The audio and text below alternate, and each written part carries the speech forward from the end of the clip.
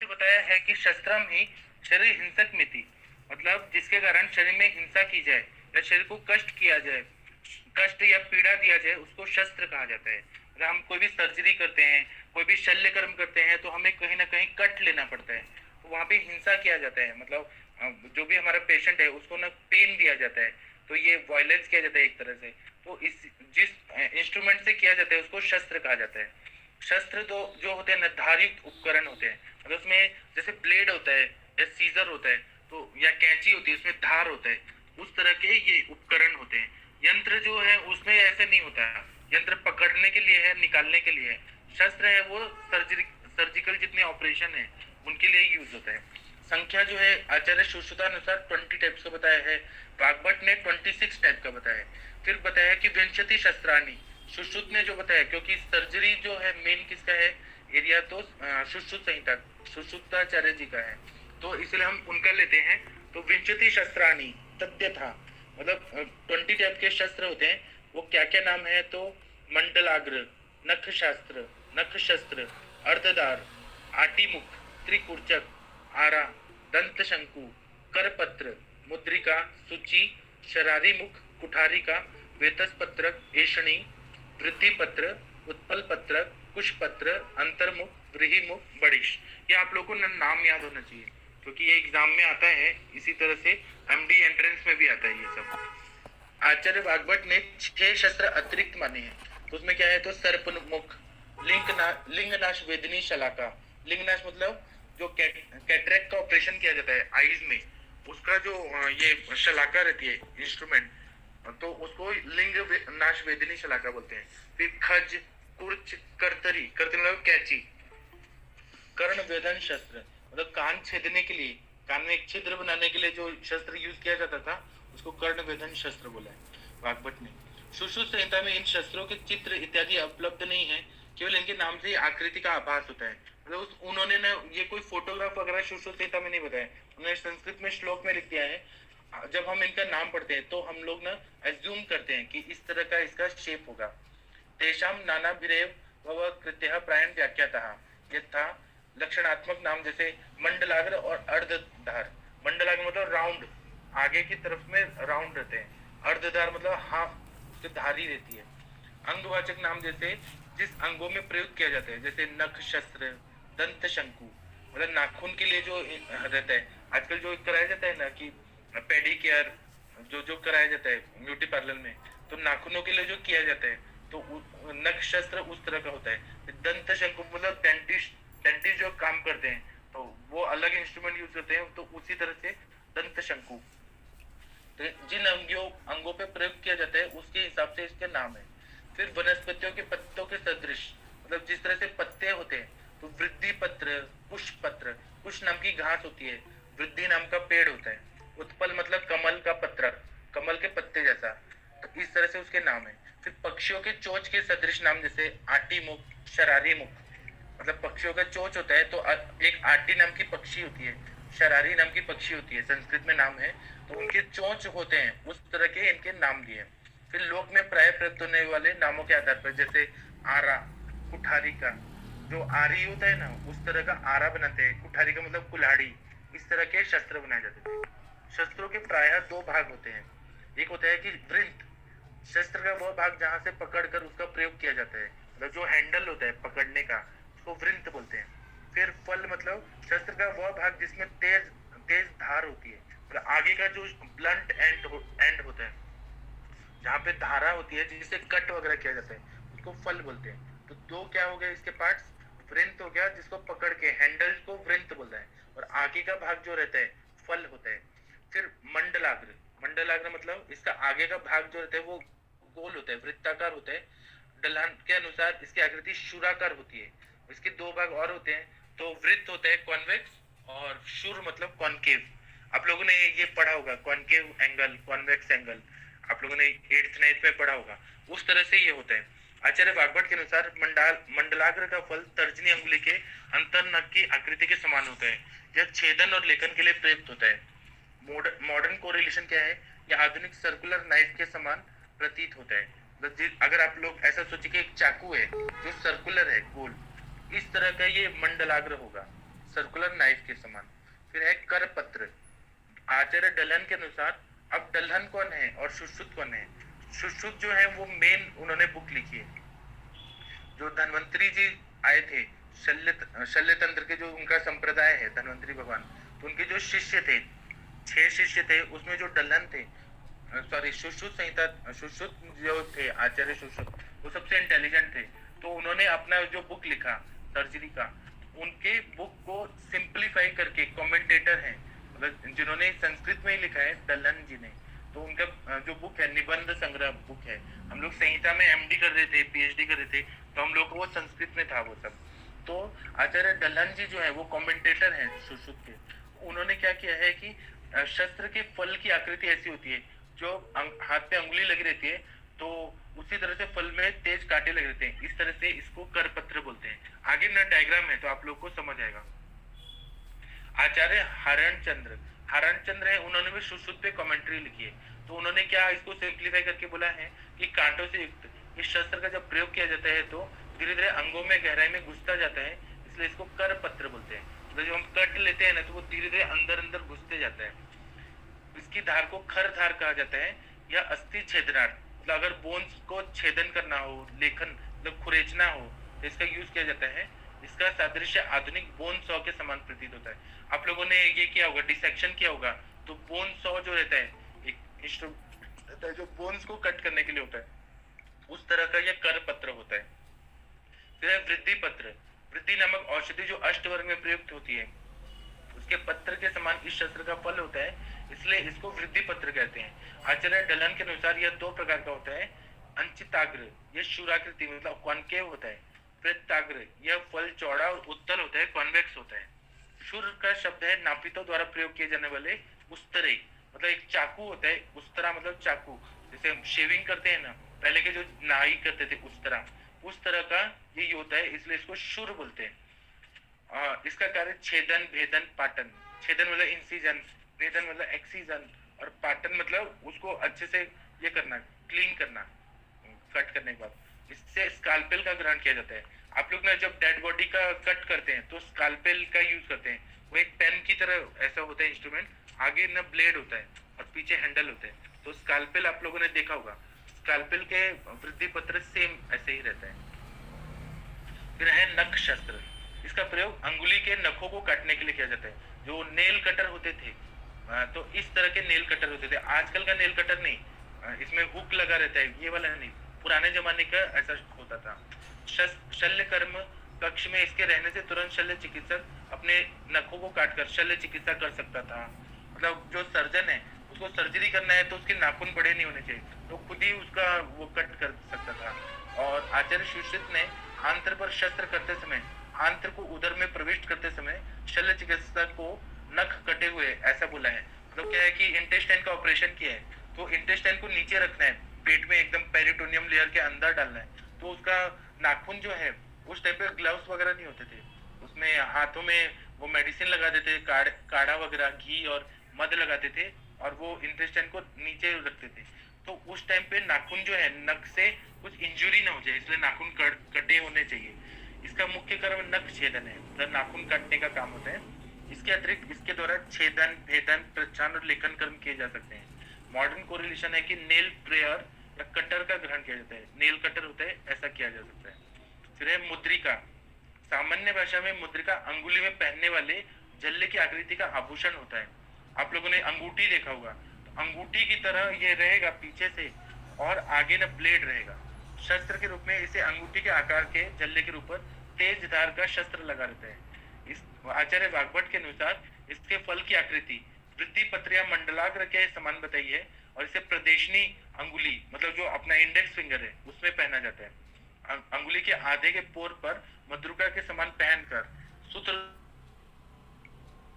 में शस्त्रकर्म किया जाता है, मतलब वो हाथ तक बांध दिया जाता है, और आगे उंगली में पहन के, और गले में कोई भी है, थ्रोट में कोई इंफेक्शन है या थ्रोट में टॉन्सिलाइटिस है तो टॉन्सिल को ठीक करना है, डायप्थीरिया है या जो पैरोटिड ग्लैंड है उसको कट करना है इंटरनली।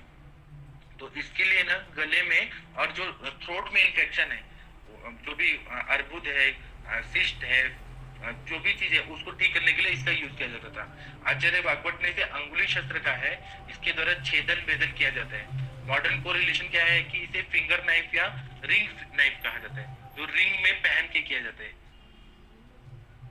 फिर है उत्पल पत्रक। इस शस्त्र का तेज धार वाला भाग कमल पुष्प के एक दल पत्र के समान आकार वाला होता है।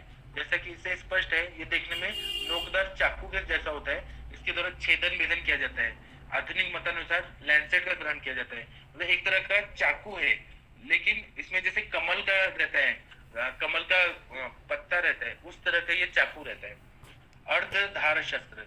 आचार्य डलन के अनुसार इसके फल में आधी धार तीक्ष्ण होती है और शेष भाग धार रहित होती है, तीक्ष्ण नहीं होता। मतलब आगे जो धारा होगी ना वो बहुत ब्लंट होगी, पीछे जो रहेगा उतना नहीं रहेगा शार्प।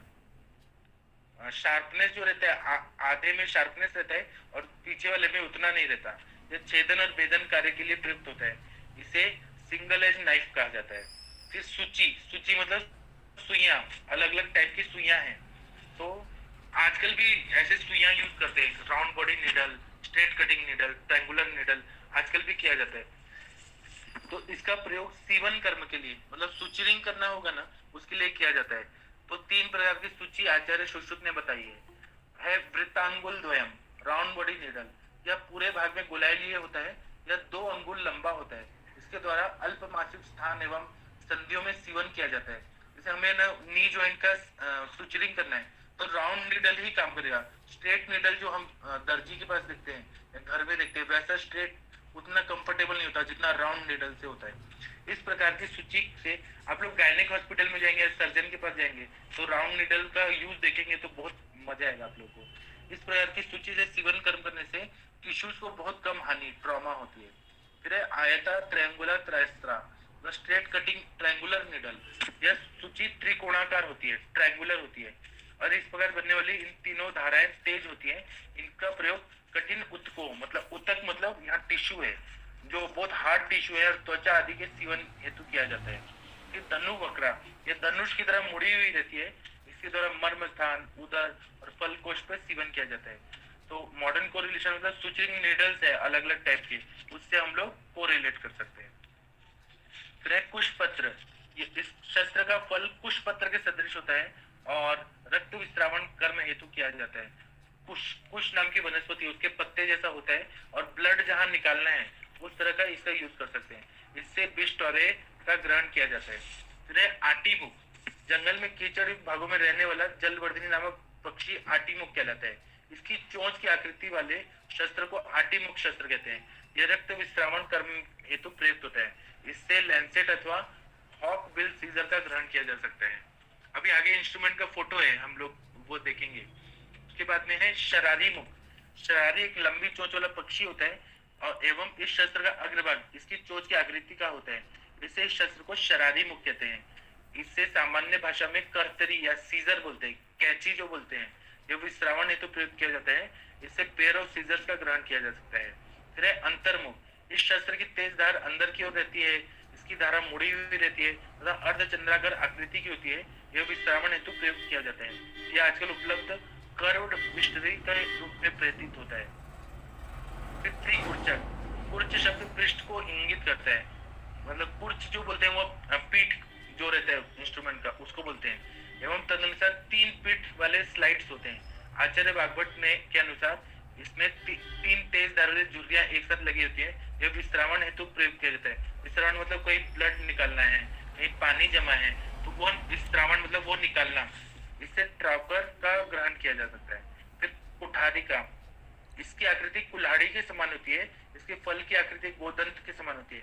गाय का दांत होता है ना, उस तरह का ये हैंडल होता है। इसका प्रयोग अस्थि के द्वारा सिरा का भेदन करने के लिए किया जाता है।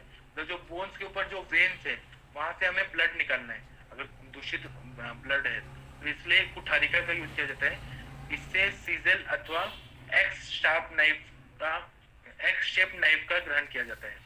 फिर व्रीहि मुख। व्रीहि मतलब जो धान होता है, चावल का मुख के जैसा होता है। इसके द्वारा उदर या सिरा पर वेदन कर पानी निकालते हैं, फ्लूइड ड्रेनेज करते हैं। अगर पेट में बहुत ज्यादा पानी जमा हो गया है, असाइटिस हो गया है, या सिर जो रहता है हमारा उसमें हाइड्रोसेफेलस हो गया है, ड्यूरिंग डिलीवरी कुछ पानी जमा हो गया ब्रेन में, तो वहां से पानी निकालना है तो फ्लूइड ड्रेनेज के लिए इसका यूज करते हैं, इसको ट्रॉकर कहा जाता है।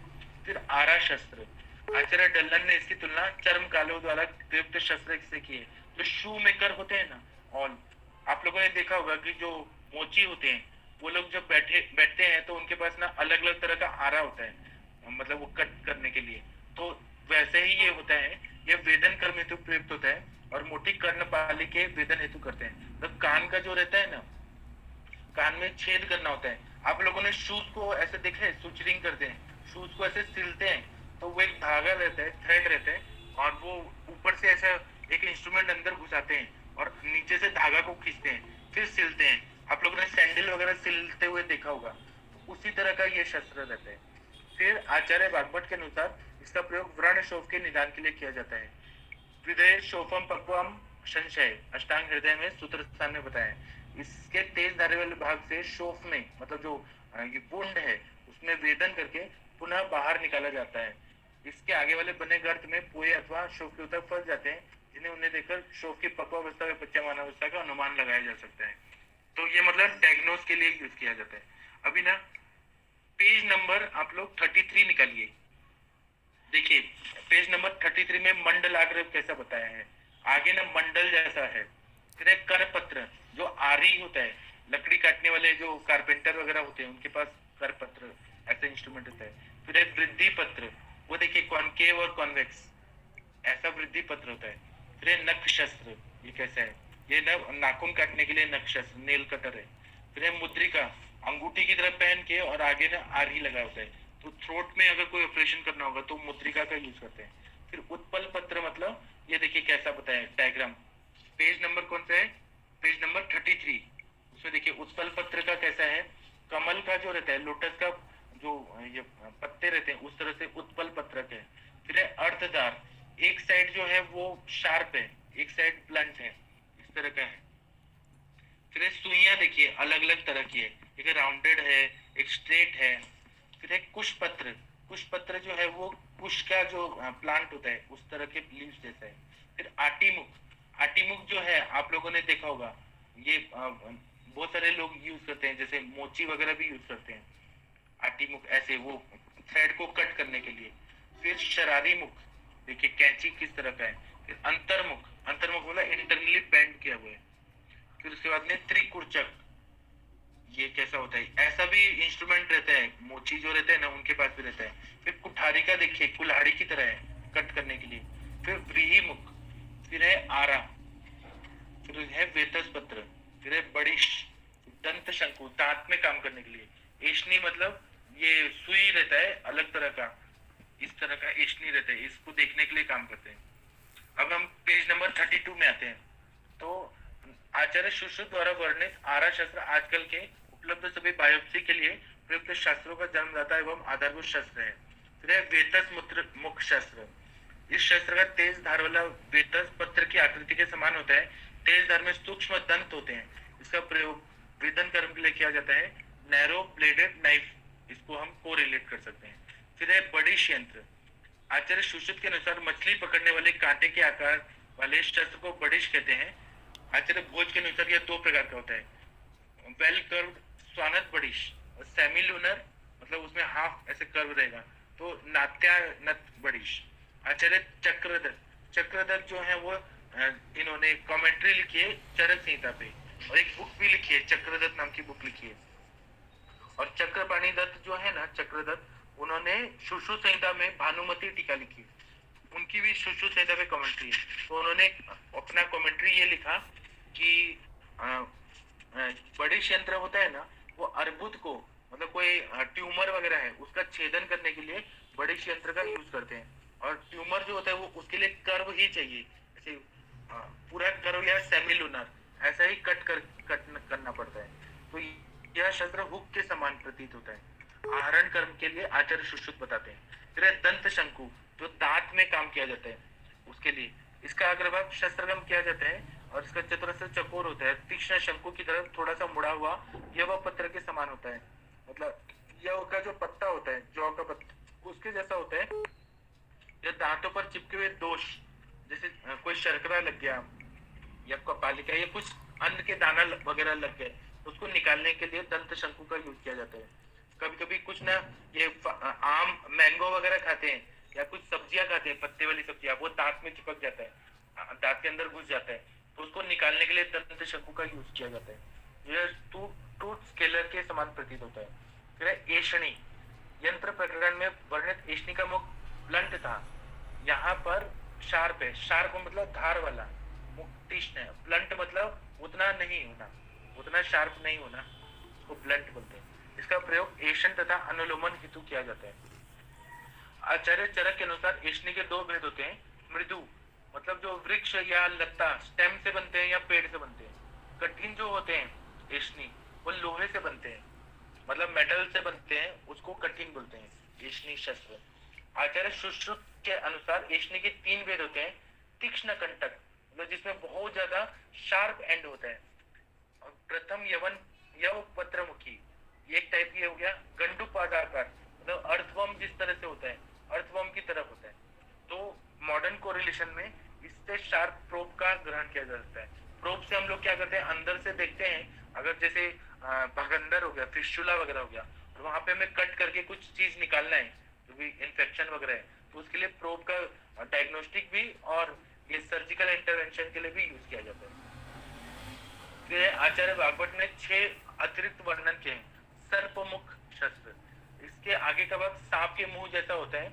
उसका उपयोग नाक और कान में अर्श हुआ अर्बुद के शस्त्र कर्म, तो उसको कट करने के लिए कान में अगर थोड़ा सा ऐसे जैसे पाइल्स होता है उस तरह से अगर कान में कुछ ऐसे मांस बढ़ गया तो उसको कट करने के लिए करते हैं। या कान में अर्बुद हो गया, ट्यूमर हो गया, गांठ हो गई, उसको कट करने के लिए सर्पमुख शस्त्र का यूज किया जाता है। सर्पमुख इसलिए कि सांप जिस तरह का शेप का रहता है, फनाकार, उस तरह से अगर रहेगा वो सांप की तरह, तो वो ना कट करना इजी जाएगा, कान में घुसाने के लिए इजी जाएगा। फिर लिंग नाश वेदनी शलाका, इसका प्रयोग लिंग में कांच को हटाने के लिए, मतलब जो आप लोग ऑप्थेल्म के हॉस्पिटल में जाके देखिएगा जहाँ पे ये करते हैं, कैटरेक्ट का ऑपरेशन करते हैं, तो उसमें पहले क्या करते हैं कि ऊपर का लेयर कट करते हैं और जो अंदर लेंस होता है, ओपेक हो गया जो लेंस होता है कैटरेक्ट में, वो ना कट करते हैं। आजकल तो क्या है, लेजर से कट करते हैं, मतलब लेजर बीम डालते हैं और फिर वो सक कर लेते हैं। पहले के जमाने में मतलब जब हम लोग बीएमएस कर रहे थे तब ना आईज पे लेजर वगैरह नहीं होता था, उसको ऊपर का लेयर कट करके और ऐसे ये जो लिंग नश वेदनी शलाका है, इससे ना मतलब एक कैच करने के लिए स्पून टाइप एक होता था, तो वो स्पून टाइप से वो ओपेक जो लेंस है वो निकाल देते थे और न्यू लेंस ना बिठा देते थे और फिर सुचरिंग करते थे। वो हमारे टाइम पे होता था, और वो भी सुचरिंग ऐसे ही नहीं करना है, माइक्रोस्कोप के नीचे करते थे हमारे टाइम पे हमारे सर लोग। तो लिंग नाश को कट करने वाला मतलब वो जो ऊपर का जो लेयर रहता है आईज में, उसको कट करके लेंस तक जाना है, तो वो जो कट करने की जो शलाका है कैटरेक्ट नीडल, उसके जैसा ये रहता है। तो इससे दैविकृत छिद्र से डालकर दोष को अपने स्थान से हटा दिया जाता है। यह ताम्र धातु की बनाई जाती है एवं इसका अग्रभाग तीक्ष्ण होता है, मतलब वो कॉपर का पहले बनाया जाता था, ऐसा वाग्भट संहिता में बताया। फिर कुर्च शस्त्र, कुर्च 8 अंगुल लंबा होता है एवं इसकी पीठ पर 7 या 8 सुइयां लगी होती हैं। यह नीलिका व्यंग केश शातन में कुट्टन हेतु प्रयोग करते हैं, मतलब बालों से कुछ अगर कुछ निकालना है या व्यंग निकालना है। आप लोग ना कॉस्मेटिक सर्जरी का मैं आप लोगों को कुछ वीडियो भेजूंगा। तो कॉस्मेटिक सर्जरी में क्या होता है कि चेहरे पे एक्ने वगैरह आती है या कुछ कलर होता है, हाइपर पिगमेंटेशन होता है, तो उसको ना कट करने के लिए या बाल काटने के लिए कुट्टन कुर्च शस्त्र का यूज करते हैं। तो इसमें ना बहुत सारे सुइयां टाइप रहती हैं जो ना ऐसे कट करके वो चीज निकालती हैं, तो वो कुर्च शस्त्र, मैं इसका फोटो भेजूंगा वीडियो, तो आप लोग को समझ आएगा। कॉस्मेटिक सर्जरी में यूज होता है। फिर खज शस्त्र, इसमें 8 कंटक होते हैं, इसके द्वारा नासा से रक्त विस्रावण किया जाता है। फिर कर्तरी, इसके द्वारा स्नायु या सूत्र का छेदन किया जाता है, मतलब ये सीजर जैसा होता है, पेयर ऑफ सीजर्स। कर्ण वेदन शस्त्र, इसे कान को छेदने के लिए यूज किया जाता है। आचार्य सुश्रुत के अनुसार 20 प्रकार के शस्त्र का प्रयोग निम्न कर्मों के लिए होता है। क्या क्या है 20 शस्त्र? मंडलाग्र, करपत्र, ये छेदन और लेखन के लिए। फिर वृद्धि पत्र, नक्षत्र, मुद्रिका, उत्पल पत्रक, अर्धधार, छेदन और भेदन के लिए। फिर सूची, कुशपत्र, आटीमुख, शरारीमुख, अंतर्मुख, त्रिकुर्चक, विस्त्रावण के लिए। कुठारिका, व्रीहिमुख, आरा, वेतस्पत्र, सूची वेदन के लिए। बड़िश, दत्त शंकु, आहरण के लिए। एषणी, एशन के लिए और अनुलोमन के लिए। सूची मतलब सीने के लिए। छेदन और लेखन का मतलब आपको पता है? छेदन का मतलब है कि इंसिजन लेना, लेखन मतलब खुरेचना, भेदन मतलब भाला की तरह ऐसे कुछ तो अंदर अंदर घुसाना, उसको भेदन बोलते हैं। विस्त्रावण मतलब अंदर से पानी निकालना या अंदर जो फ्लूइड है उसको निकालना। सूची भेदन मतलब जो इंजेक्शन जैसे देते हैं उस तरह का करना। आहरण मतलब जैसे कोई दांत में कुछ चीज चिपक गया है तो उसको अंदर से ऐसे कट करके मतलब ऐसे घुसा के और निकालना, आहरण बोलते हैं। देखने मतलब सुई। और सीवन मतलब देशनी मतलब प्रोब। प्रोब मतलब जैसे बगंदर है, फिस्टुला है अंदर और उसमें साइनस है, तो उसको अंदर घुसा के और देखना है कि कितना डीपली वो गया है, उसको एशन बोलते हैं, प्रोब। और सूची मतलब सुइयां। शस्त्रों के प्रमाण कैसे हैं? तो नक्षत्र और एशनी है वो 8 अंगुल, 8 अंगुल इतना बड़ा होना चाहिए। मुद्रिका जो है तर्जनिया अंग अर्घ अर्घ पर्व सदृश, मतलब टर्मिनल फैलेंजेस जो रहती है अपनी उंगली को पहना, उंगली में पहन ले इतना बड़ा होना चाहिए। शरारी मुख मतलब 10 अंगुल होना चाहिए। सभी शस्त्रों का प्रमाण शेष लोग का 6 अंगुल होता है। इसके बाद में शस्त्र के गुण, इस पे क्वेश्चन आते हैं आप लोग को सर्जरी में कि शस्त्र के क्वालिटीज ऑफ गुड इंस्ट्रूमेंट क्या होना चाहिए। तो सुश्रुत ने ऐसा बताया, तानी सुग्रहाणी, सुलोहानी, सुधाराणी, सुरूपाणी, सुसमाहित मुखाग्राणी, अकरालानी चेती शस्त्र संपद। आप लोगों को ना श्लोक याद हो जाना चाहिए। तो सुग्रहाणी मतलब गुड होल्ड, गुड होल्ड मतलब उसको अच्छे से पकड़ सके। मतलब शस्त्र का वृंत है, वृंत का मतलब है हैंडल, इस प्रकार बना हो कि शल्य के सर्जन है उसको भली प्रकार से हाथ में ग्रहण कर सके और शस्त्र कर्म करते समय पकड़ने में कठिनाई महसूस ना करे। यह गुड होल्ड मतलब पकड़ना अच्छा हो। सुलोहानी मतलब गुड मटेरियल का बनना होना चाहिए, मतलब शस्त्र उत्तम एवं कठिन धातु जैसे स्टेनलेस स्टील का होना चाहिए, एलॉयज का होना चाहिए। और शस्त्र कर्म करते समय में मुड़ना नहीं चाहिए, वो मतलब अच्छा रहना चाहिए कि वो टूट ना जाए या क्रैक ना हो जाए उसमें। अच्छी धातु के बने होने के कारण अधिक भारी भी नहीं होंगे, शल्य चिकित्सक को बाहर का आभास भी नहीं होगा, और हल्के भी होने चाहिए और अच्छे मटेरियल से बने होने चाहिए। फिर सुधारानी, शार्प कटिंग पॉइंट, मतलब शस्त्रों की धारा होती है ना, कटिंग जो एंड होता है वो बहुत अच्छा होना चाहिए। भिन्न भिन्न शस्त्रों की धारा उनके कर्मों के अनुसार बनाई जाती है। धारा का वर्णन इसी अध्याय में आगे किया गया है। फिर सूरूपानी मतलब देखने में भी बहुत अट्रैक्टिव होना चाहिए, शस्त्रों की आकृति देखने में सुंदर होनी चाहिए। सुसमाहित मुखाग्रानी, proper shape of cutting edge, मतलब शस्त्र के तेज और भाग जो रहते हैं बल की आकृति इसके द्वारा किए जाने कर्म के अनुसार बनाई चाहिए। जैसे हमें थ्रोट में कुछ करना है तो थ्रोट के लिए क्या बताया था? मुद्रिका बताया था, मतलब हमें जो अंग में करना है, बाहर कट करना है तो उस तरह का, मतलब उसका जो रहता है जैसे हमें काम करने हैं, जो भी सर्जरी करना है उस प्रोसीजर के हिसाब से बनाना चाहिए। फिर अकरालनी, स्मूथ कटिंग एज, शस्त्र देखने में भयानक नहीं होने चाहिए तथा शस्त्र को तेज धारा वाला उत्तम होना चाहिए। ये जो श्लोक है ये याद कर लीजिए। फिर शस्त्र के दोष, मतलब कैसा शस्त्र जो रहता है वो गंदा रहता है, वो मतलब यूज नहीं करना चाहिए। तो है तत्र वक्रम कुंडम खंडम खरधारम, अति स्थूलम अति तुच्छम अति दीर्घम अति ह्रस्वम। मतलब कितना अच्छा श्लोक है। तत्र वक्रम कुंडम खंडम खरधारम, अति स्थूलम अति तुच्छम अति दीर्घम अति ह्रस्वम इत्यष्टो शस्त्र दोषा। ऐसे बोल बोल के ही याद हो जाएगा आप लोगों को, और बोलने में भी कितना मजा आ रहा है। तो ये वक्र होता है, अंडुली बेंट होता है, मतलब शस्त्र टेढ़ा होता है, टेढ़े होने पर शस्त्र अपने कर्मों को भली प्रकार नहीं कर पाता। इसके बाद में बताया है कि कुंठ मतलब ब्लंट होना, ब्लंट होना मतलब दोष होता है, मतलब उसका शार्पनेस जो है वो शार्प नहीं होता। आचार्य सुश्रुत ने तेज धार वाले शस्त्रों को प्रयोग करने के लिए कहा है।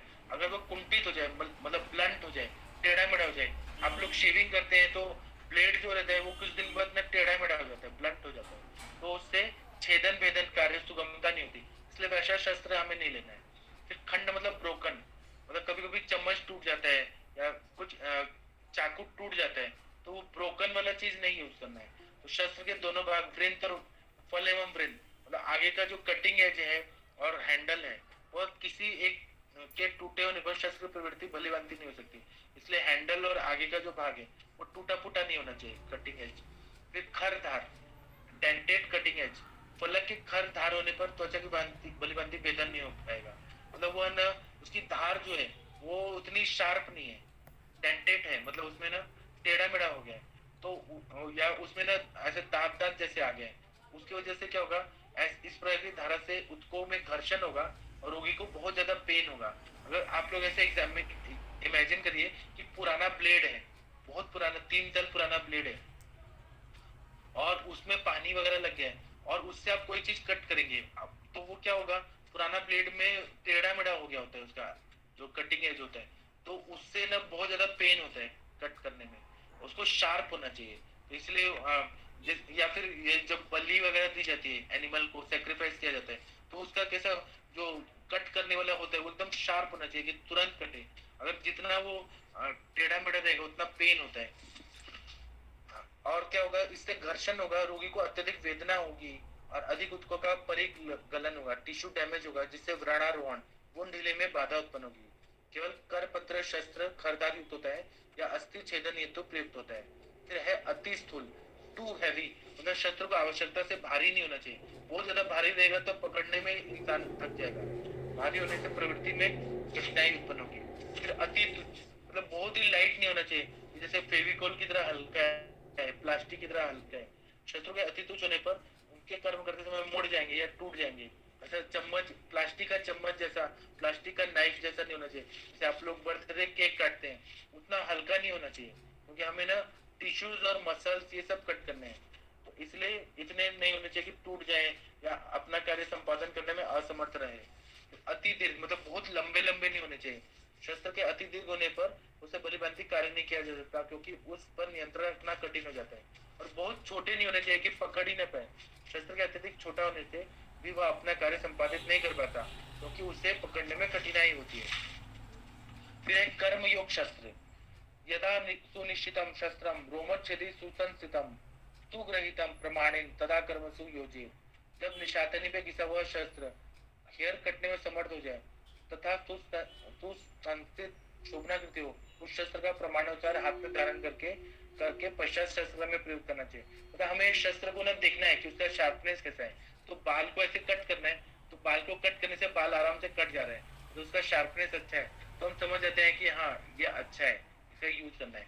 फिर शस्त्र की धारा का प्रमाण, जो कटिंग एज होता है ना उसको धारा बोलते हैं, तो वो कैसा होना चाहिए। तत्र धारा वेदानाम मासुरी लेखनाम अर्ध मासुरी वेदनानाम च विसराणाम च कैशिकी छेदनानाम अर्ध कैशिकी छेदी। अगर हमें वेदन कर्म करना है तो मासुरी धारा होनी चाहिए, लेखन कर्म करना है तो अर्ध मासुरी, वेदन करना है विश्रावण करना है तो कैशिकी होना चाहिए, और छेदन करना है तो अर्ध कैशिकी।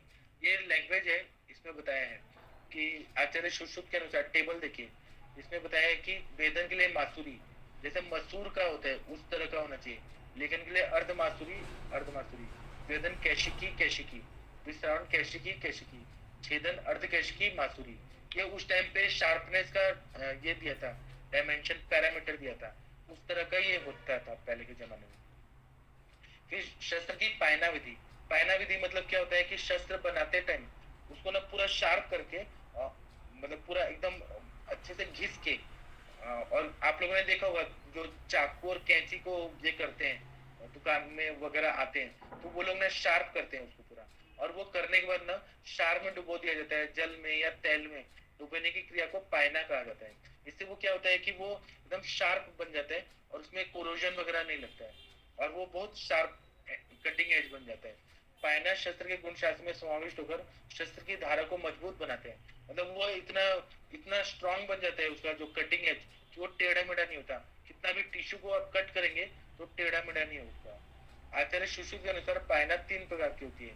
अब पायना जो है सुश्रुत के अनुसार वाग्भट के अनुसार कैसा है, तो शार पायना है वह शर शर शल्य अस्थि छेदन के लिए किया जाता है, वाग्भट भी वही बोलते हैं। उदक पायना जो है मतलब पानी में डुबोया जाता है, मतलब उसको पूरा गर्म करके शार्प करके और पानी में ऐसा डुबो देते हैं, तो उससे ना वो मजबूत हो जाता है। तो मांस छेदन के लिए, वेदन के लिए, पाटन के लिए, वाग्भट बोलते हैं केवल मांस के छेदन के लिए। टाइल पायना होता है वो सिरा वेदन स्नायु छेदन वेदन, और ये वाग्भट बोलते हैं वेदन पाटन सिरा वेदन और स्नायु छेदन के लिए होता है। सिरा वेदन मतलब जो वेन है उसको कट करने को वेदन बोलते हैं। स्नायु छेदन मतलब लिगामेंट और टेंडन को कट करना, स्नायु को छेदना। आप लोगों ने टेंडन और लिगामेंट का एनाटॉमी में देखा होगा वो कितना हार्ड होता है, तो उसको छेद के हमें निकालना पड़ता है, तो इसलिए ये तैल पहना जो होता है शार्पनेस उतनी होनी चाहिए। फिर है निशातनी शिला, तेषां निशानार्थं शल्यं श्लक्ष्णशिला माशवर्णा धारा संस्थापनार्थम शाल्मली फलकमिति। निशातन का मतलब है कि धार को तेज करने की क्रिया। पायना संस्कार के उपरांत पायना कर लिया, फिर ना शस्त्र को धार अधिक तेज करने के लिए माशवर्णी एक श्लक्ष्ण शिला होती है, पत्थर होता है, उसका उपयोग किया जाता है। आजकल क्या होता है कि आप लोगों ने देखा होगा जो उस तरह या कैंची को शार्प करने के लिए आते हैं, साइकिल पे ऐसे राउंड राउंड गोल करते हैं और एक ऐसे गोल घूमते रहते हैं पत्थर, और उस पे वो उसको शार्प करते हैं। तो ये पानी में डुबो डुबो के वो लोग भी करते हैं, उधर पैना से करके। तो पहले के जमाने में इंस्ट्रूमेंट को शार्पनेस लाने के लिए शार में डुबो के फिर ये पत्थर पे घिसते थे या तेल में। और पुराने जमाने के जो नाई होते थे वो भी पत्थर पे ऐसे घिस के शेविंग के लिए उसको एकदम शार्प करते थे।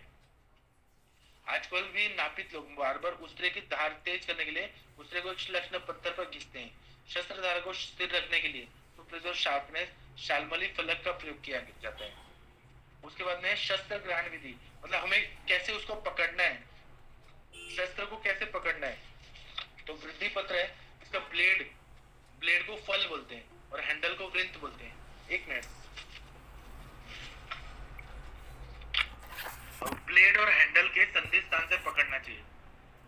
अन्य भेदन शस्त्र को भी इसी प्रकार पकड़ना चाहिए। संधि स्थान जो रहता है वो पकड़ने का जो हैंडल होता है, हैंडल के बीच तक पकड़ना है उसको संधि स्थान बोला है। अभी मॉडर्न सर्जिकल इंस्ट्रूमेंट देखिए, ये बहुत ही इंपॉर्टेंट है। आप लोग की सर्जरी में सर्जरी के ये प्रैक्टिकल में पूछते हैं, प्रैक्टिकल एग्जाम में पूछते हैं, तो आप लोग एकदम ध्यान से पढ़िए। मॉडर्न सर्जिकल इंस्ट्रूमेंट क्या है? चीटल्स forceps. It is used to pick sterilized articles like instruments and drapes so that touching of instrument is avoided while transferring them. It is kept dipped in antiseptic solution. ये आप लोगों ने देखा होगा hospital में चीटल forceps रहता है, It does not have lock, ऐसा रहता है। फिर स्पॉन्ज होल्डिंग फोर्सेप, ये स्पॉन्ज को पकड़ने के लिए। तो और पीछे जो है ना इसका हैंडल, जहाँ उंगली घुसाते हैं तो वहां पे ना ये लॉक हो जाता है। It has got fenestrated serrated flat distal end. It is used to clean the operative field, painting, to swab the oozing area, to hold the gallbladder, cervix during surgery.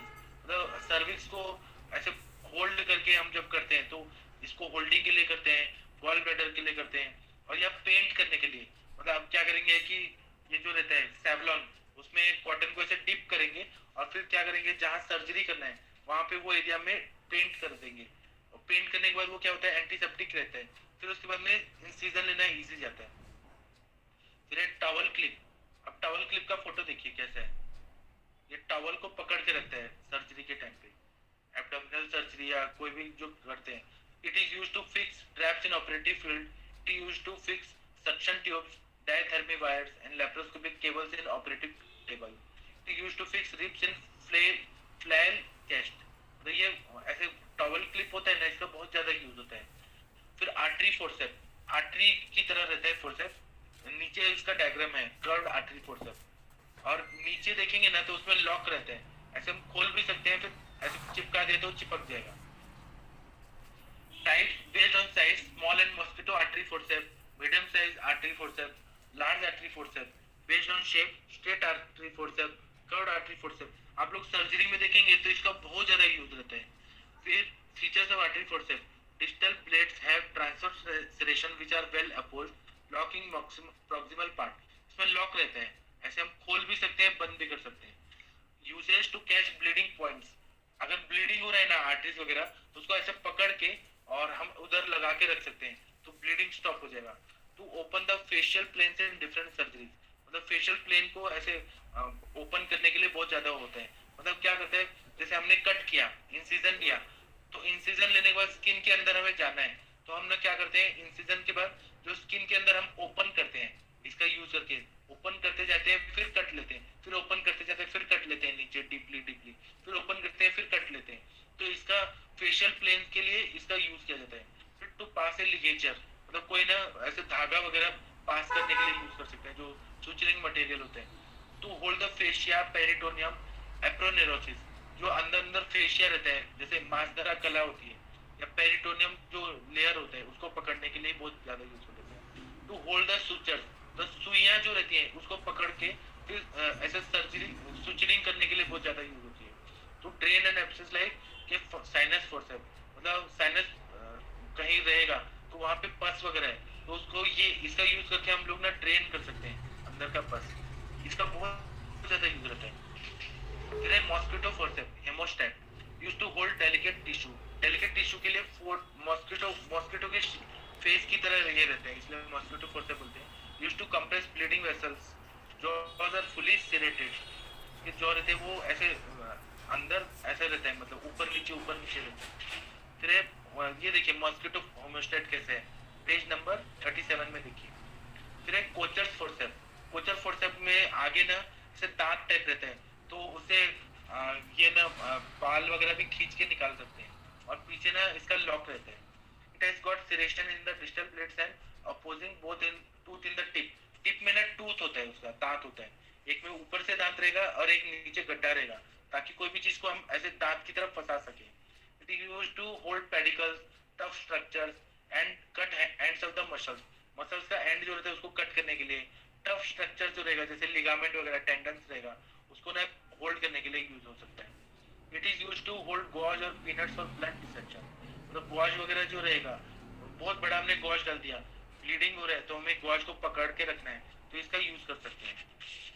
Alice tissue holding forceps, इसमें देखिए figure 30 में बताएं ये किस तरह से बनाए। Tip has got teeth in each blade which are opposing, teeth जो रहता है वो अपोजिट रहता है, और एक के ऊपर का रहेगा और एक का नीचे गड्ढा रहेगा, ताकि वो पकड़ में आ सके। It has got a lock on proximal part जो पीछे का भाग रहता है उसमें लॉक रहता है। It is used to hold skin flaps, fasciae, aponeurosis and bladder wall, इसका यूज किया जाता है। ब्लैडर को पकड़ना है तो वो थोड़ा उसका जो रहेगा पार्ट वो थोड़ा मोटा रहेगा, तो उसको पकड़ने में इस तरह से है एलिस टिश्यू, तो वो ब्लैडर वगैरह को अच्छे से पकड़ पाएगा। उसके बाद में है बैबकॉक फोर्सेप। बैबकॉक देखिए किस तरह से है। इस distal part of distal blades are curved, आगे कर्व रहता है, द ट्रायंगुलर फेनेस्ट्रा, इसमें ना ऐसा इस तरह से बीच में जो गड्ढा है आगे का, ऐसे गोल जो है उसके बीच में जो है और ट्रायंगुलर गड्ढा है, which allows soft tissue to bulge out, soft tissue है ना उसमें से बीच से बल्ज होके बाहर निकल सकते हैं। Tip is non traumatic, tip जो होता है वो इतना ट्रॉमेटिक नहीं रहता, but transfer separation on it has got a lock in proximal part में लॉक होता है। It is used to hold any part of bowel, Fallopian tube, appendix, ureter, cord and haemorrhage. अभी आप लोगों ने देखा होगा कि ये फैलोपियन ट्यूब का ऑपरेशन करते हैं, जो ट्यूबेक्टोमी करते हैं, तो ये बैबकॉक फोर्सेप का ही यूज करते हैं, या अपेंडिक्स का यूज करते हैं, यूरेटर का करते हैं, हेमोरेट्स रहते हैं, पाइल्स वगैरह। तो पाइल्स कैसा होता है, सॉफ्ट डायलेटेड वेन्स रहती है, तो उसको इसके अंदर घुसा देते हैं, और जो पाइल्स का जो अंदर का भाग है वो ट्रायंगुलर जो है फेनेस्ट्रा, उधर से थोड़ा निकल सकता है आराम से, तो कॉम्प्रेस नहीं होता कि पेन ना हो। इसके बाद में है वॉल्कमैन्स रेट्रैक्टर, ये ना रेट्रैक्ट करने के लिए होता है। इट यूज्ड टू रेट्रैक्ट, मतलब ओपन करने के लिए। रेट्रैक्ट फेशियन सोल्स एंड पाम्स और सोल्स रहते हैं ना, उसमें जो फेशिया रहता है उसको ये ओपन करने के लिए होता है। फिर है लेगेनबैक्स रेट्रैक्टर मतलब ओपन करने के लिए जो यूज होता है। It has got a long handle and A small solid blade, आगे ना ब्लेड होता है। It is used in hernia surgery. Hernia क्या होता है कि स्मॉल इंटेस्टाइन जो रहता है वो बाहर आ जाता है, पेरिटोनियम लेयर जो रहता है ना अंदर का, उसको फाड़ के स्मॉल इंटेस्टाइन बाहर आ जाता है स्किन के अंदर, तो वो हर्निया रहता है, उसके लिए ना इसका यूज किया जाता है। और any superficial surgery to retract skin, fascia and aponeurosis, इसलिए यूज होता है। फिर है फ्रेंजिस रेट्रैक्टर। हर्निस रेट्रैक्टर होता है वो इस तरह का इंस्ट्रूमेंट रहता है। फिर पेज नंबर 38 निकालिए। अब ये रेट्रैक्टर जो बताया वो कैसे होता है। Retractor has got thick small blade on one side, biflanged hook on another side in opposite direction. It is used in surgeries like hernia, laparotomy and especially during closure. फिर डेवियर्स रेट्रैक्टर, ये ना रेट्रैक्ट करने के लिए होता है।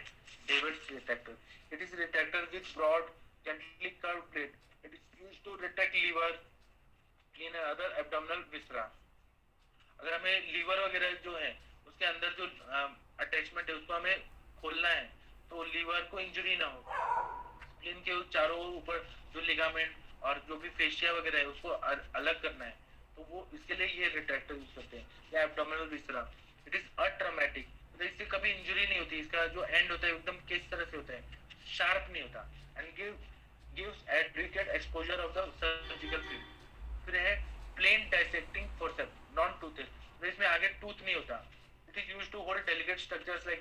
Peritoneum, vessels, bowel, nerves and tendon. एकदम plain है, non toothed dissecting forceps. Toothed dissecting forceps, इसमें देखिए टूथ कैसे बना है, फिगर 37 देखिए, इसमें टूथ बना है पूरा। It is used to hold skin and tough structures usually during closure. जब हम सुचरिंग कर रहे हैं तो टूथ डायसेक्टिंग फोर्सेप्स लगा के फिर इसको पकड़ के अच्छे से मजबूती से पकड़ के फिर सुचर का सुई अंदर घुसाते हैं और दो फिर जो कट है उसको ऐसे सिलते जाते हैं। तो इसका यूज बहुत ज्यादा होता है। अगर हम ऊपर वाला यूज करेंगे तो वो पकड़ ही नहीं पाएगा स्किन को, क्योंकि स्किन बहुत मोटा होता है। उसके बाद में है types based on edge. Round body needle, अभी नीडल्स बता रहे हैं, surgical needle based on the edge. Round body needles are used in soft structures like peritoneum, muscles. अभी फिगर 38 देखिए, इसमें सर्जिकल नीडल्स होता है। स्ट्रेट कैसा होता है, हाफ कर्व होता है, 3/8 सर्कल होता है, 1/2 सर्कल, पूरा ज्यादा सर्कल है। तो ऐसे बताया कि it is use to soft structures like peritoneum needles are use. Round body needles जो होते हैं उनके यूज होते हैं soft structures like peritoneum, muscle and vessel, nerves, tendon, bowel and soft tissue. Cutting needles मतलब वो कट करते जाते हैं और वो ना ऐसे गोल नहीं होते हैं, वो कटिंग होते हैं। अभी मैं कैसे बताऊं, आप लोग नीडल देखेंगे ना, कटिंग नीडल का आप लोग फोटो देख लीजिए।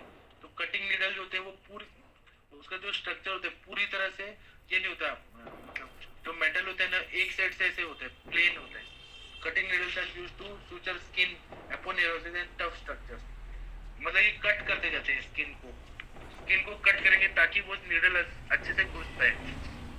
Based on curvature, straight needle, curve needle. Straight needle मतलब स्ट्रेट और कर्व नीडल मतलब गोल।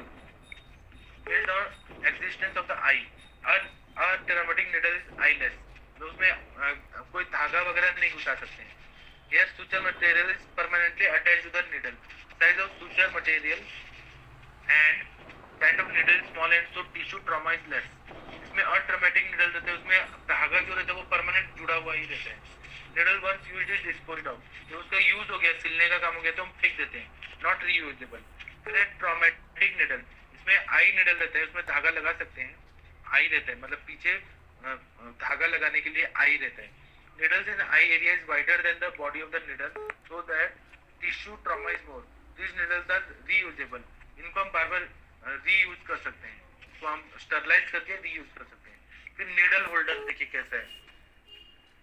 फिर उसके बाद में नीडल होल्डर बताए हैं। Small distal blades with criss-cross serrations, often with a groove in the middle, are the features of needle holder. It may be available with different sizes. While holding a needle in a needle holder, one should get a good control and good grip. मतलब उसका good control होना चाहिए, पकड़ने के लिए easy जाना चाहिए। This is achieved by placing the needle at the junction of proximal 2/3 and distal 1/3। उसके बाद में needle holder should be held between thumb and ring finger. Thumb मतलब अंगूठा और रिंग फिंगर में पकड़ने ऐसा होना चाहिए। फिर उसके बाद में sinus forceps. Sinus forceps it has got, अब साइनस फोर्सेप्स का फोटो देखिए। It has got straight long blades with serration in the tip. आगे में serration है, it does not have a lock. It is used to drain pus from abscess. और इसमें lock नहीं है, हैंडल में देखिए, बाकी सब में ये लॉक था। फिर it is used to drain pus from abscess cavity. It is called the sinus forceps because it was initially originated to pack the sinus cavities. It is less traumatic. Sinus cavities मतलब नाक के अंदर जो sinus होता है ना, उसको वो ठीक करने के लिए पहले यूज किया जाता था। ये लेस ट्रॉमेटिक होता है। Sinus forceps no lock, broad tip, blunt ऐसा होता है, इससे इंजरी नहीं होती अंदर। फिर सुचर कटिंग सीजर, तो जो धागा होता है उसको काटने के लिए एक ये कैंची होती है धागा को कट करने के लिए। यूज्ड टू रिमूव सुचर्स, मतलब जब टाके लग जाते हैं तो ऑपरेशन पर टाका निकालने के लिए वो लोग जाते हैं, तो जो टाके हैं ना वो जो सुचरिंग मटेरियल होता है उसको कट करने के लिए इसका यूज होता है। ब्लेड हैज बीक और hook to slide other suture, मतलब ये पकड़ के कट करने के लिए इसका यूज हो सकता है। Sharp scissors used to cut and dissect tissues, मतलब ये ना टिश्यूज को कट करने के लिए ऐसे कैंचियां होती हैं। वो both blade tips are sharp. अब ये देखिए शार्प सीजर कैसे है, ये काटने के लिए आर्टरीज, वेन्स, मसल्स इन सबको काटने के लिए होता है। Sharp and blunt scissor used to cut and dissect fascia and muscle को कट करने के लिए। फेशिया जो अंदर की लेयर रहती है मांसदारा कला रहती है उसको कट करने के लिए। One blunt tip and one sharp tip. एक ना टिप जो होता है वो ब्लंट होता है, वो उसमें धार नहीं होता, और जो शार्प होता है उसमें धार होती है।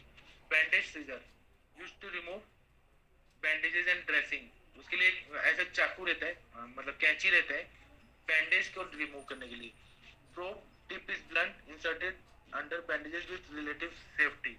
फिर प्रोक्टोस्कोप, ये ना क्या करते हैं कि जो रेक्टम होता है अंदर अंदर घुसाने के लिए होता है, ताकि फिर हम ना देख सके अंदर का। इसको प्रोक्टोस्कोप बोलते हैं। Use to visualise the rectum and lumen of the anal canal and rectum. Lumen मतलब अंदर का जो होल है, अंदर का जो ये सुरंग जैसा है ल्यूमेन, उसको देखने के लिए इसका यूज किया जाता है। Use to examine anal canal and distal aspect of rectum. Consist of removal plug obturator. तो ऊपर जो है ना वो निकालने के लिए होता है। पहले हम ये घुसा देते हैं आगे का भाग, और ना पीछे का जो रहता है वो ऐसे निकाल सकते हैं ताकि अंदर का पार्ट जो है वो दिख सके। Consist of removal plug obturator used during the insertion. The ideal size of proctoscope is 4 centimetre. और जो ऑब्चुरेटर होता है ना उसका टिप जो रहता है वो कैसे गोल रहता है आगे की तरफ, तो उसको घुसा देते हैं और वो आराम से निकल सकता है। उसके बाद में है BP handle, bark top handle और scalpel blade acts as a handle. It is available two size number 3 and 4। फिर है सर्जिकल ब्लेड। बीपी हैंडल का मतलब है बार्ड पार्कर हैंडल, मतलब स्कैल्पेल ब्लेड वगैरह को पकड़ने के लिए हैंडल जो रहता है उसको ये बार्क पार्कर हैंडल बोलते हैं। फिर सर्जिकल ब्लेड्स, स्कैल्पेल और Lancet is a small and extremely sharp blooded instrument used for surgery. ये डिसेक्शन में यूज किया जाता है। फिर है किडनी टेप, नहीं ये जो स्कैल्पेल है, BP handle and surgical blade देखिए।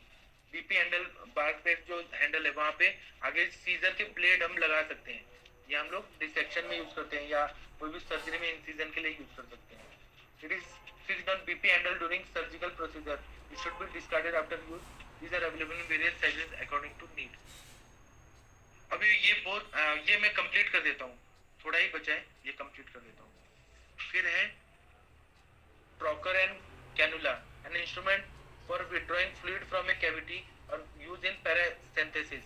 मतलब क्या होता है कि पेट में पानी जमा है तो ये ट्रॉकर एंड कैनुला डालते हैं, और जो नीचे वाला भाग है ना वो ऊपर वाले में घुसा देते हैं, और आगे ना शार्प रहता है तो वो करके और फिर ना ये नीचे वाला भाग अंदर से खींच देते हैं, वहां से पानी फ्लूइड गिरने लगता है।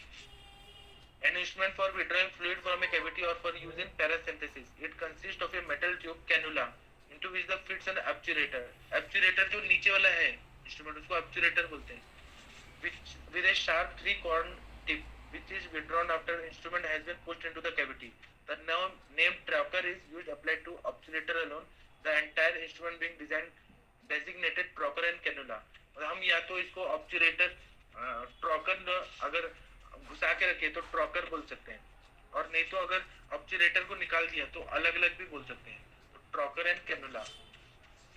फिर है सर्जिकल स्टेपलर, ये स्टेपलर रहते हैं, तो इससे क्या होता है कि इसमें हम हाथ से सिल रहे हैं उससे अच्छा अगर हम स्टेपल कर दें तो ज्यादा इजी रहता है, स्टेपलिंग कर दिया तो इस तरह से हमारा स्टेपलर रहता है, उसी तरह का सर्जिकल स्टेपलर रहता है। Stapling is much faster than suturing by hand. Surgical staples are specialised staples used in surgery in place of sutures to close skin wounds. A more recent development from the 90s used clips. Universal staples does not require the staple to penetrate. मतलब आजकल क्या है ना clips use कर रहे हैं तो फिर वो क्लिप्स से जल्दी हो जाता है। पहले ना स्टेपलर्स का यूज करते थे। फिर गिगलिंग सॉ, ये गिगलिंग सॉ देखिए, ये भी flexible wire saw used by surgeon for bone cutting. ये बोन को कट करने के लिए होता है। Giggling saw is usually meant for amputation where the bones have to be smoothly cut at the level of amputation। मतलब ये sharp होता है, ब्लेड की तरह होता है, सॉ मतलब आरी की तरह होता है, जिससे ना बोन को कट करना बहुत इजी जाता है। अगर कोई कोई जो रहता है बोन का पार्ट बाहर आया रहता है। सॉरी एक minute. Bone cutter, it is a surgical instrument used to cut और रिमूव बोन्स। बोन कटर का यूज होता है। फिर प्रोब, जो एशनी यंत्र बताया था, probe with eye slender slightly malleable multi-purpose instrument with a blunt or sharp tip that can be used in variety of procedures.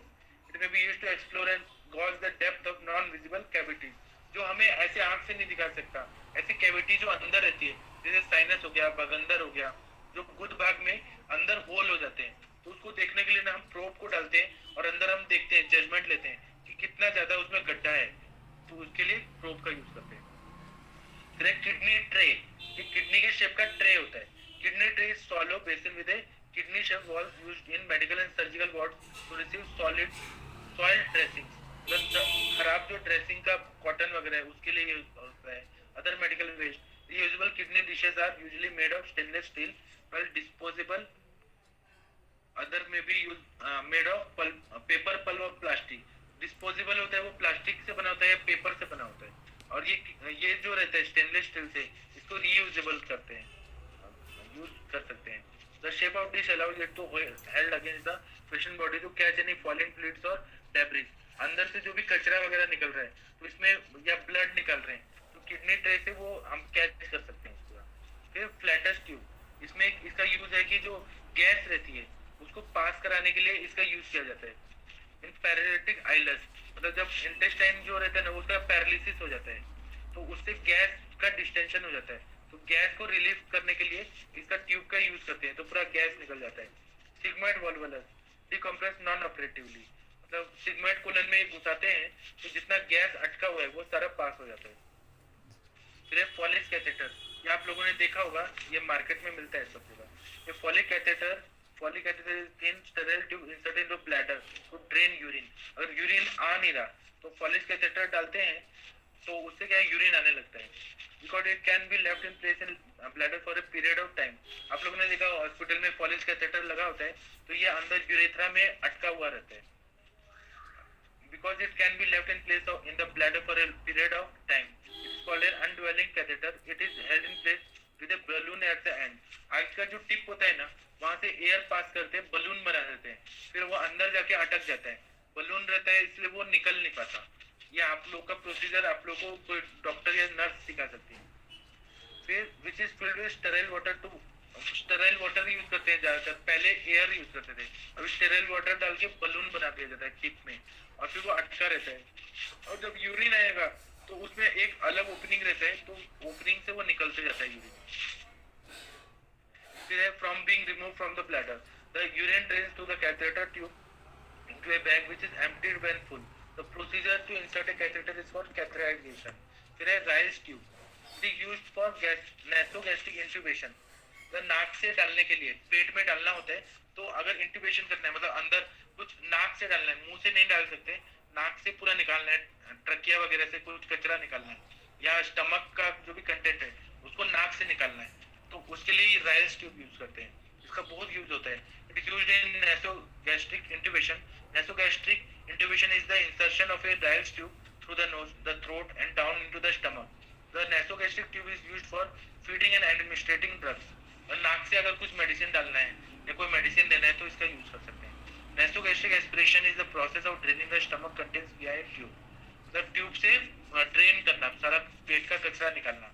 Without mouth हम लोग नाक से निकाल सकते हैं। Nasogastric aspiration is mainly used to remove gastrointestinal secretion and swallowed air in patient with, अगर हवा चला गया है या कोई सिक्रीशन है विद गैस्ट्रोइंटेस्टिनल ऑब्स्ट्रक्शन, मतलब अगर फूड पाइप अगर ऑब्स्ट्रक्ट हो गया है तो इसमें इसका यूज कर सकते हैं। Nasogastric aspiration can be also used in poisoning situations when a potentially toxic liquids have been ingested। मतलब पॉइजनिंग हो गया है और मुंह से हम कुछ नहीं डाल सकते हैं, तो हम नाक में डालते हैं, नाक का ओपनिंग तो ओपन नहीं रहता है, तो वो आराम से वहां से एस्पिरेट कर सकते हैं। when a potentially toxic liquid has been ingested, और preparation before the surgery under anesthesia, मतलब अगर प्रिपरेशन करना है एनेस्थीसिया के लिए तो इसका यूज कर सकते हैं। And to extract sample of gastric liquid for analysis, अगर गैस्ट्रिक लिक्विड का एनालिसिस करना है तो राइस ट्यूब डाल के हम चेक कर सकते हैं। फिर सिरिंजेस एंड नीडल, सिरिंज क्या होता है, जो सिरिंज आप लोग को इंजेक्शन का मालूम है वो। Basic parts of a syringe are the barrel, plunger and a tip. The barrel is a tube that is open at one end and tapped in a hollow tip at the other end. The plunger is a piston type rod with the slightly cone-shaped top that passes inside the barrel of the syringe. The tip of syringe provides the point of attachment for a needle. The volume of solution inside a syringe is indicated by the graduation lines on the barrel।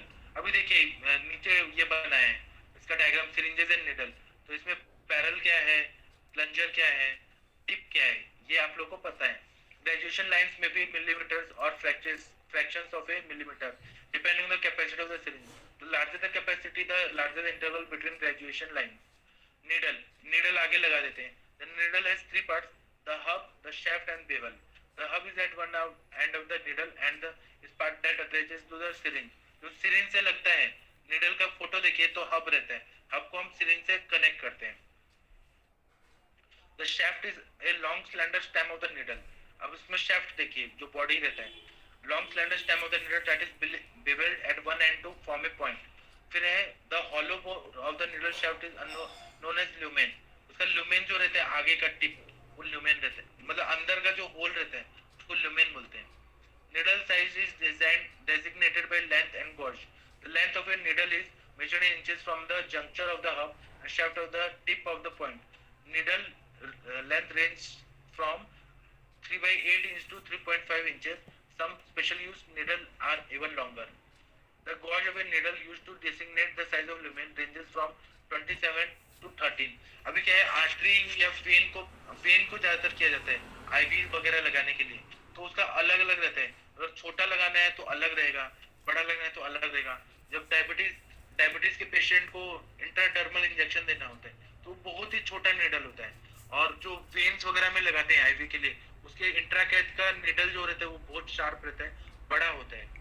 Uses रहते हैं for extraction of blood निकालने के लिए इस needles का use होता है, syringes का. For vaccination, for injecting of insulin for diabetes patient, for administration anaesthesia, for cleaning and flushing of cavities, इसका यूज होता है.